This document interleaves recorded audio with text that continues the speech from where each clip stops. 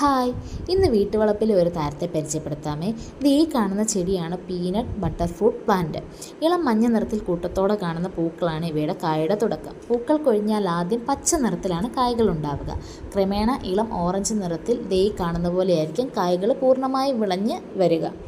നല്ല പഴുത്ത കായ്കളാണെങ്കിൽ നല്ല ചുവന്ന നിറവും നമ്മളിങ്ങനെ പിടിക്കുമ്പോഴേ പെട്ടെന്നത് പൊട്ടിപ്പോകുന്നതായിരിക്കും.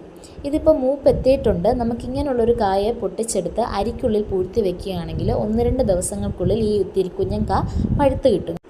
സിംഗിൾ സീഡ് ഫ്രൂട്ടായ ഈ പീനട്ട് ബട്ടർ ഫ്രൂട്ട് മാൽപിഗേസി ഫാമിലിയിൽപ്പെട്ടതും ഇതിൻ്റെ സയൻറ്റിഫിക് നെയിം ബഞ്ചേസിയ ഗ്ലാൻഡുലിഫെറ എന്നാണ്. ബഞ്ചേസിയ അൾജൻറ്റിയ എന്നും ഈ ഫ്രൂട്ട് അറിയപ്പെടാറുണ്ട്.